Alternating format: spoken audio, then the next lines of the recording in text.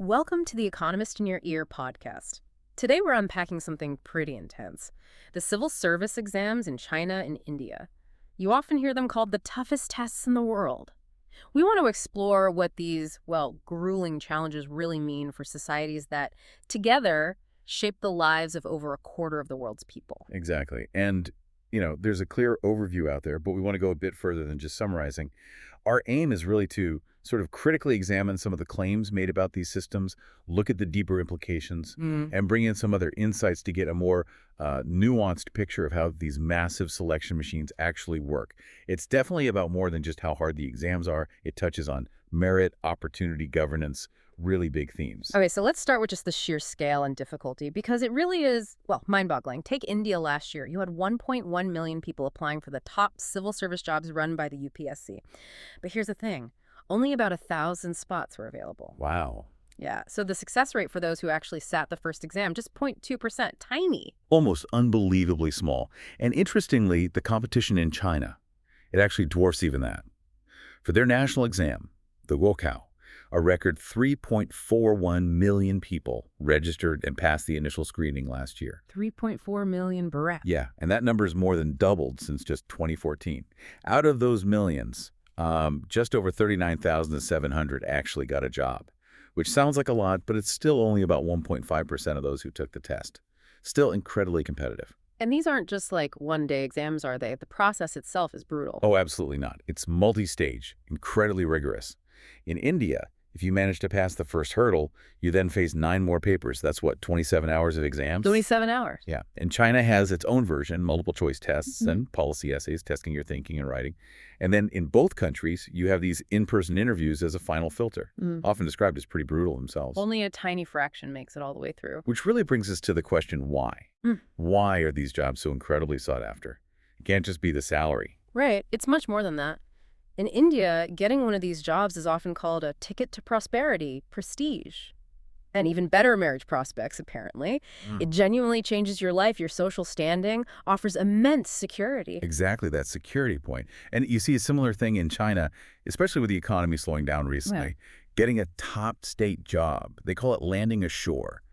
It's completely back in fashion. It's almost a cultural trend. That cadre-style fashion thing is fascinating. Young people actually dressing like officials. Yeah, the windbreakers, the high-waisted trousers.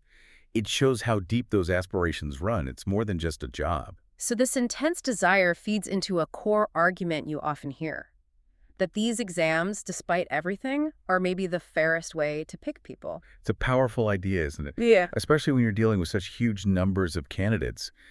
How else do you filter fairly? And there's historical context that supports that view, to some extent. In India, the British brought in exams partly because Indians themselves complained about the old system of just, who you knew patronage. So it was seen as a step up, initially. Exactly. And China's Guokao looks back to the Kiju, the imperial exams going way back to 587 CE. And that Kiju system, for all its flaws, was often praised, historically, for being relatively free of corruption, relatively meritocratic. Relatively being the key word there, perhaps. Well, yes. But it's fascinating how impactful the Kiju was. Yasheng Huang called it the anchor of Chinese autocracy.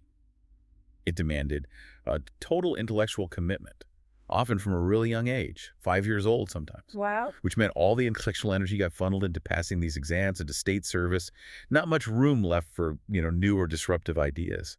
There's that story of Guo Guang, a writer who finally passed the top exam at 59 after trying for decades and then died soon after. It consumed lives. That's incredible dedication, or perhaps something else. Quite.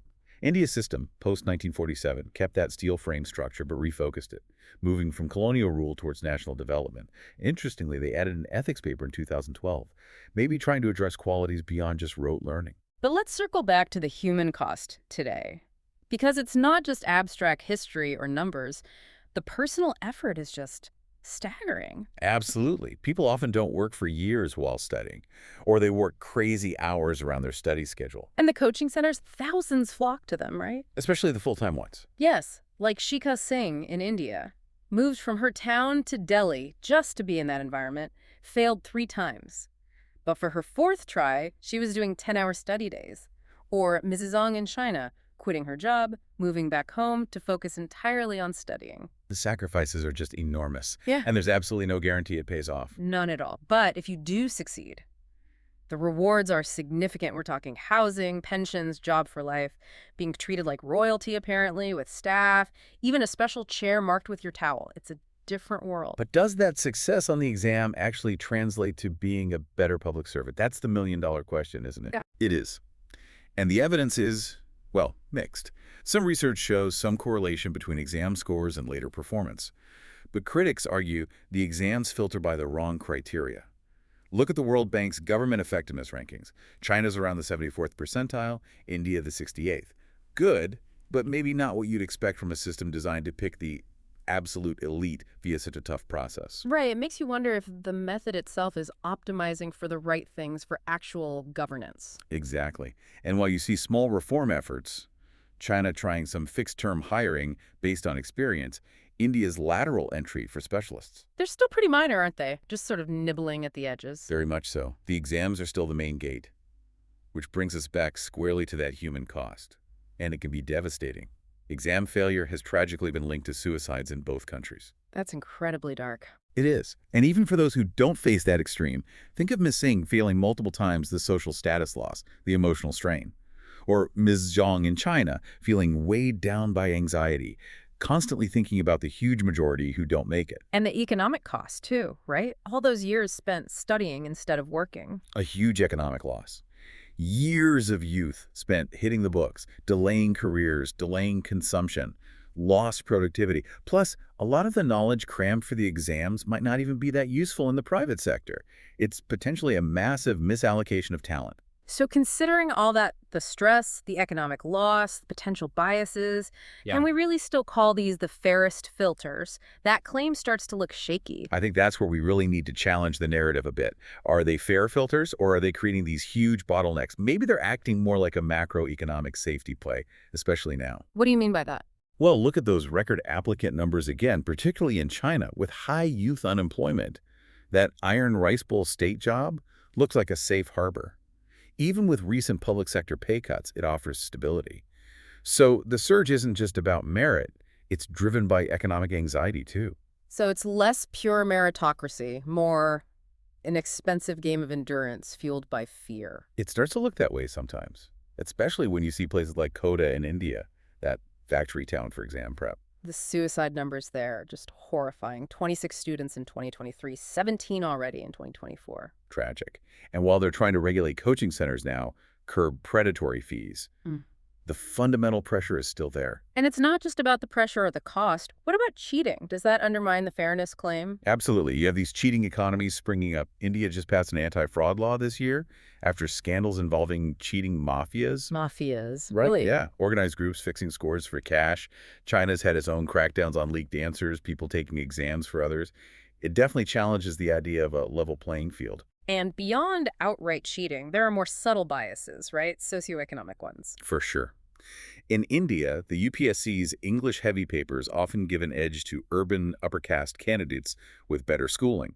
And in China, who can afford those expensive year-long, full-time cram schools, it tends to be those with more resources. So the fairest label kind of hides how wealth and where you grew up can still play a huge role in who can even compete seriously. Precisely.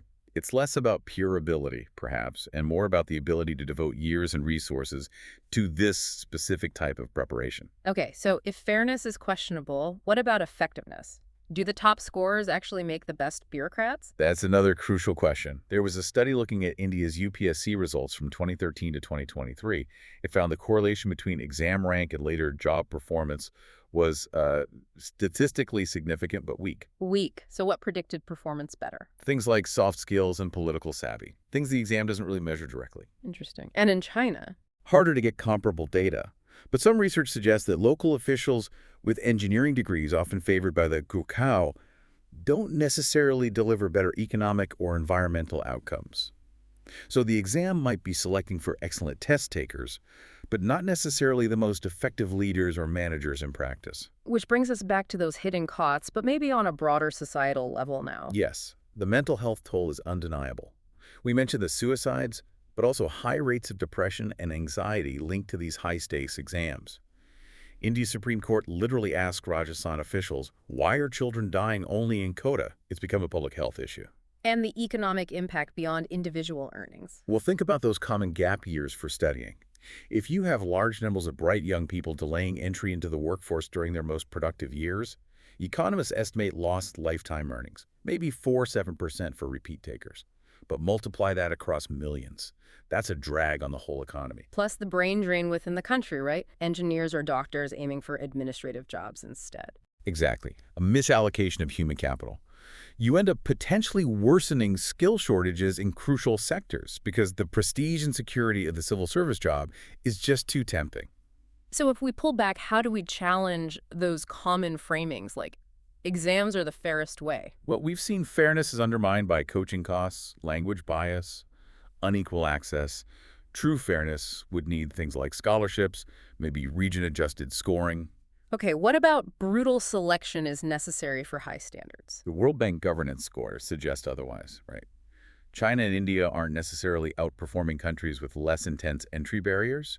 Maybe quality depends more on ongoing training, better incentives, and real accountability within the service, not just a brutal entry exam. And the idea that the costs are mainly personal. Clearly not. The economic costs, youth idling, household savings drained by coaching these have wider societal impacts that need policy attention. So wrapping up, it sounds like while these exams do filter talent and provide legitimacy, maybe they've reached a point of diminishing returns. I think that's a good way to put it.